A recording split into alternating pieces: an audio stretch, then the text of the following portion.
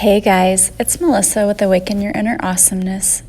Today I want to talk to you guys about a really important subject and one that is really dear to my heart. And that is getting out of an emotionally or physically abusive relationship. There are so many people who stay stuck in relationships and they're either lying to themselves and telling them that it's not abusive or that it's not that bad or that they deserve it. And the truth is, no one deserves to be abused in any way, shape, or form. So I want to talk about what does a physically or emotionally abusive relationship look like? Because you may be in the middle of one and not even really realize that you are. Because for you, this may seem normal. So we're going to talk about what does it look like, and then I'll tell you a little bit about my story and why this is so close to me. And then we're going to talk about who you can call on for help and how to get out of that situation.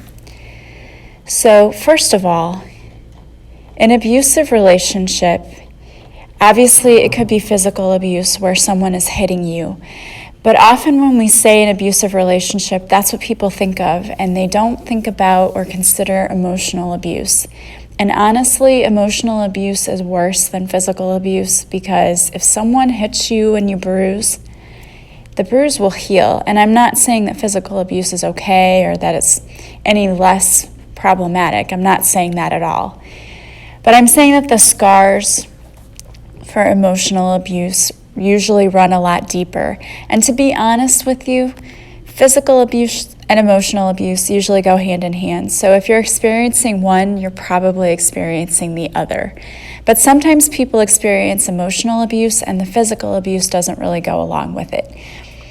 But if you're experiencing emotional or mental abuse, it can lead to symptoms of a lack of self-worth, having no self-esteem, a lack of independence, feeling like you can't survive without this relationship because honestly, the abuser is trying to put you in that position. They want you to feel like you can't survive without them.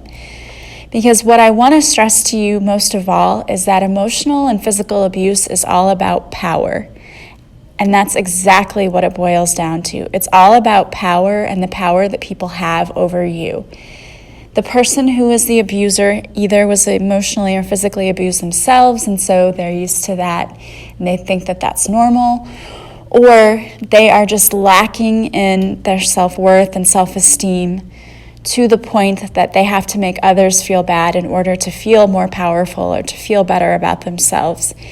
And of course, if you're dealing with a narcissist, that's even worse. Let's talk about what emotional abuse looks like, because I have a feeling that you may know people, or maybe it's you, who are in emotionally abusive relationships and you just really don't even realize that you're in it.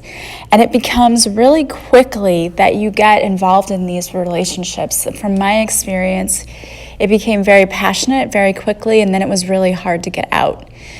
So some examples of emotional abuse include yelling or name-calling, blaming. I know especially this is true if you're with a narcissist. They usually never take the blame for anything, and everything is always projected onto you. So they could spill a cup of coffee, look at you, and be like, why did you made me spill this cup of coffee? When obviously you didn't spill the cup of coffee, but they can turn it around and make it feel like it's your fault and even make you feel like it's your fault to the point where you think, oh, maybe it was my fault, and you kind of feel like you're starting to go insane a little bit. They're very good at manipulating and controlling.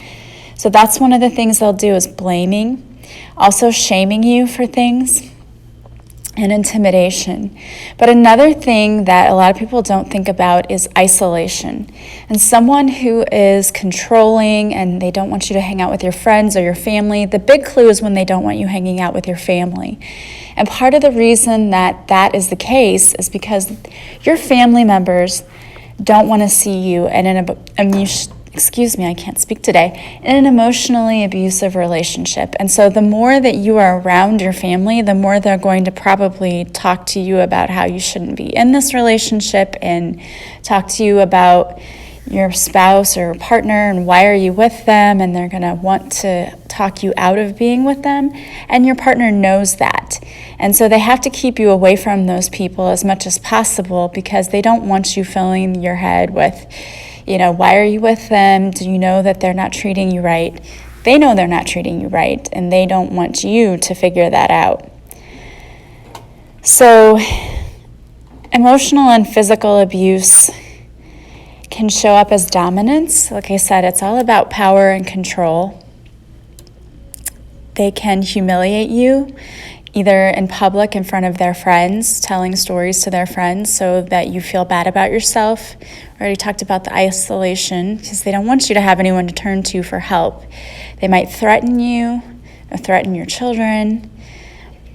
And again, a really, really popular tool with abusers is denial and blame and making you feel like you're the crazy one. I remember, and I'll tell you more about my story, but I remember going to a counselor and saying, well, I just feel like I'm going crazy. I feel like, I never do anything right, and I don't know what I did, and I just feel like I'm going crazy. And she said, yeah, that's the whole point. That's what he wants you to feel. You're falling right into that trap. He's trying to make you feel crazy because if you feel off balance, you don't have any power. And he wants you to be off balance. So that was an eye-opener for me because I really didn't realize that that's what was happening. I mean, I felt like I got sucked into this vortex before I knew it. I couldn't get my way out, and I didn't understand why I was there in the first place. So it's really important for you to understand how this emotional and physical abuse happens. You might be a really strong person in every other area of your life, like really successful, has a good job. Most of us are. But what happens is we have very little self-esteem when it comes to our own self. Like it could be body image or, anything to that matter. Like, I don't think I'm very smart, or I'm not this, or I'm not that. And we constantly tell ourselves that. And for most of us, it stems from childhood, just from things that have happened to us.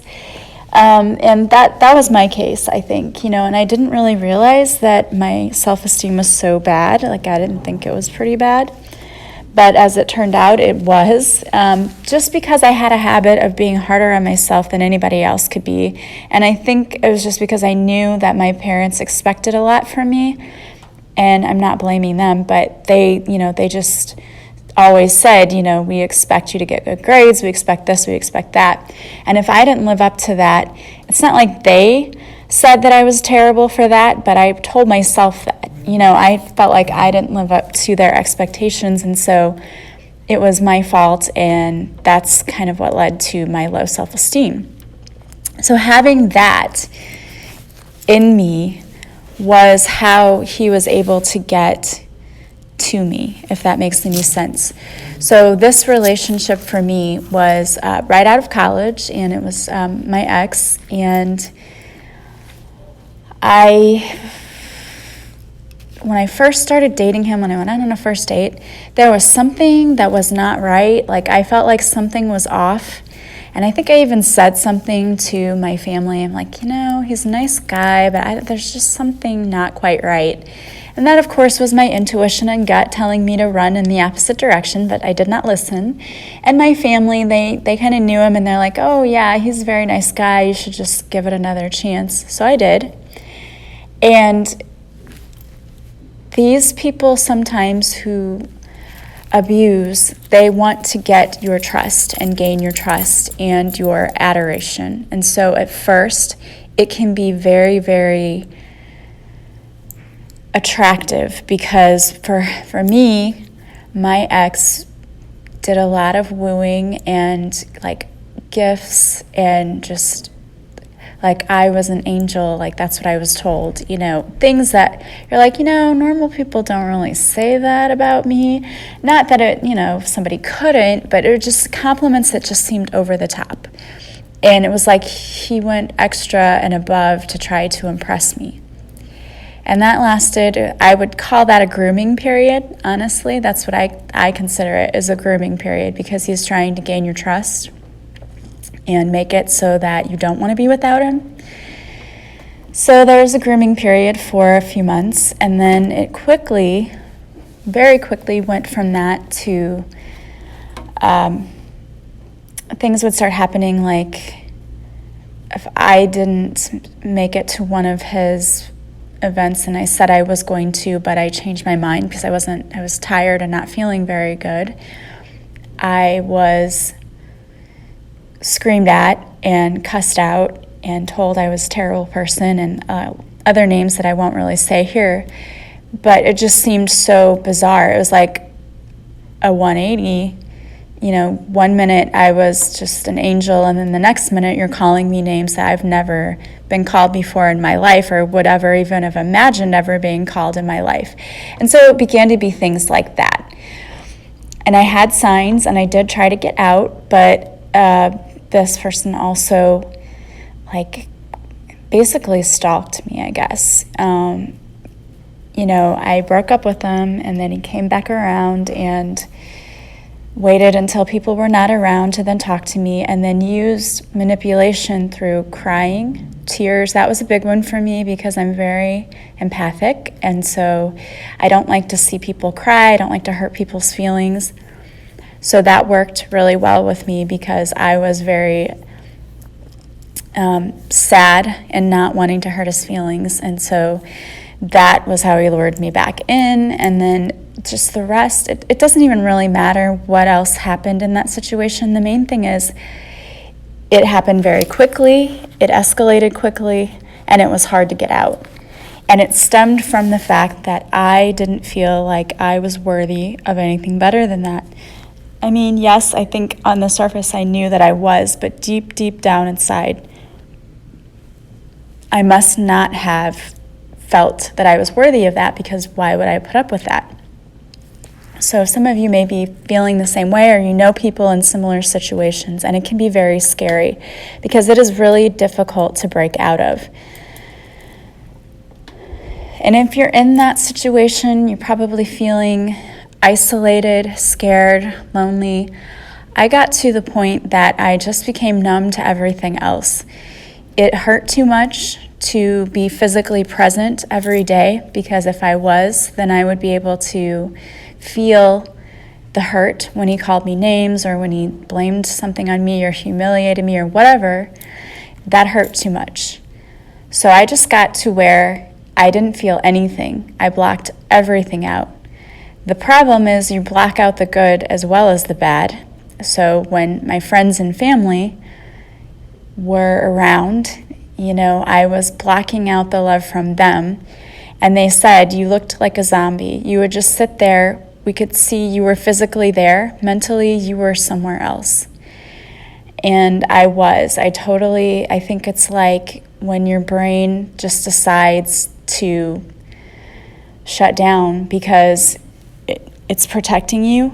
That's what I was doing. I just totally disassociated with everything in life because life was too painful.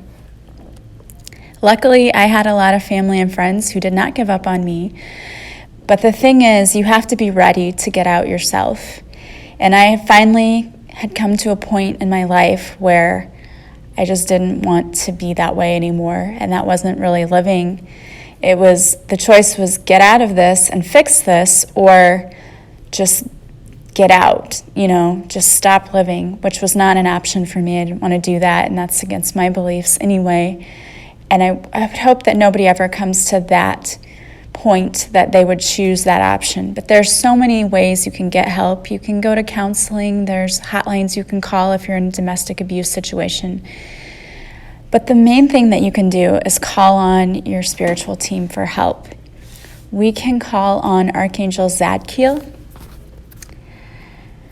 We can call on many of our archangels, but what Archangel Zadkiel can do is to help you see things from a perspective of divine light and give you the strength to let go of abusive relationships. He is a healer who can help us from staying stuck in our own emotional baggage, and so we'll need that when we're getting out of this relationship. Zadkiel can also open the door to spiritual development, which if we can help, rely on our intuition more, that's only going to be helpful. Archangel Michael We can call on him to protect us. He will also help us grow spiritually, emotionally, and give us the courage to make the changes that are necessary in our lives. And that's the thing. A lot of people stay stuck because they're afraid of getting out, or their abuser has made them financially dependent upon them, and they don't have anything, and they say, I won't have anything if I leave this relationship, or he's threatened me. Call on Archangel Michael. He can protect you and also give you the courage to make the changes. We can call on Archangel Shamuel because he's the one who helps with relationships and partnerships, and he can also give us the strength to end any hurtful relationships.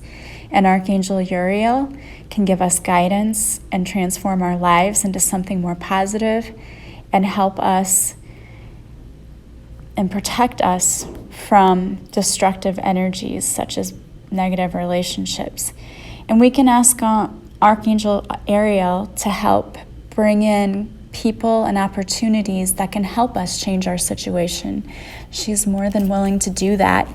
And she can bring people or opportunities if you need a job because you were reliant on your partner, or you need a better job. She can bring those things about for us.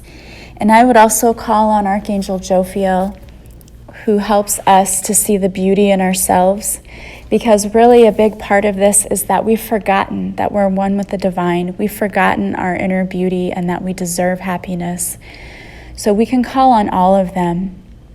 Also, Archangel Sandalphon helps heal aggressive tendencies, and we can say a prayer for our partner to help end those aggressive tendencies. But really the important thing is for you to just get out of those situations and those relationships. And so if you know anyone who's going through this, please share this podcast with them and give them encouragement, be there for them, and just let them know it can be better. It can be totally better. I got out of that situation. It took me a year, but I got out. And I had young children in tow when I did, but I was able to go back to school and get a degree, and my life is so much better than it was, and I can't even imagine going back to that place. So it can be a 100% turnaround for you, for your friend, whoever's in this situation. So please share this podcast with anyone you think who might need it, who's going through an abusive relationship, because it is not a fun place to be, and it is extremely difficult to get out. And please be patient with those people, because you may be looking at them going back over and over again and wondering, why are they doing this? It is such a difficult thing to get out of because it has so many deep-rooted emotional ties.